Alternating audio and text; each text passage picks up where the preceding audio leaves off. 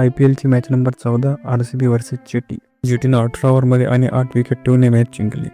चला तर पाहूया यामध्ये 3 कारण ज्यामुळे RCB याची मॅच हारली. पहिलं कारण इनरिस्पॉन्सिबल बॅटिंग. तर विराट, सॉल्ट आणि पटीदार हे RCBचे मेन बॅट्समन होते. यांनीच खराब शॉट खेळून लवकर विकेट दिल्या आणि मग नंतर RCB गेममध्ये परत येऊच शकली नाही. नंतर लिव्हिंगस्टोन आणि टीम डेव्हिडने जरा कव्हर केलं, पण जे मेन बॅटर RCBची होती तेच न खेळण्यामुळे RCBचा स्कोअर काही जास्त झाला नाही. RCB हरण्याचं दुसरं कारण म्हणजे पॉवर कॅप्टन्सी. इम्पॅक्ट प्लेअरमध्ये सुयश शर्माला आणणं असो, मग त्या मॅचमध्ये रजत पाटीदारची कॅप्टन्सीनं खेळलं नाही, एवढं काही कसं प्रभावित नाही केलं. आणि तिसरं आणि सगळ्यात मेन कारण म्हणजे लो स्कोअर. RCBने अग्रेसिव्ह खेळण्याच्या नादात थोडे विकेट गमावले की त्यांना रिकव्हरी करणं जमलं नाही.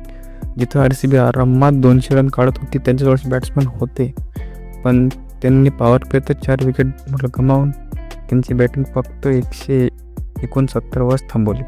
आणि 169 रनावर चिन्नस्वामीवर जिंकणं म्हणजे अशक्य गोष्ट आहे.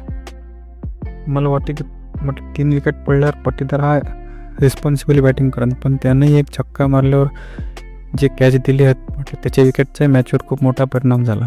आणि मोहम्मद सिराजने जो बदला घेतला असतील RCBतून काळाचा, आधी पडिक्कल, मग सॉल्ट आणि मग लिव्हिंगस्टोन या तिघांनाही आउट करून त्यानं गुजरातला लगभग गेममध्ये वापस आणलं होतं. आणि मग राहिली सोयली कसर काढली जॉस बटलरनं. 39 बॉलात 73 रन काढून त्यानं RCBला असा झटका दिला की ज्यातून RCB बाहेरच निघू शकली नाही. तर भलेही ही मॅच RCB हारली असेल, पण ही मॅच RCBसाठी एक डोळे उघडणारी मॅच होती.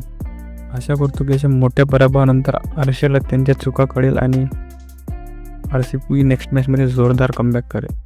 तोपर्यंत मी येतो अशाच एका नवीन व्हिडिओमध्ये. तोपर्यंत तुम्ही चॅनलला सबस्क्राईब करा, व्हिडिओला लाईक, आणि टेलिग्रामवर आम्ही अशाच क्रिकेटबद्दल न्यूज अपडेट राहतो.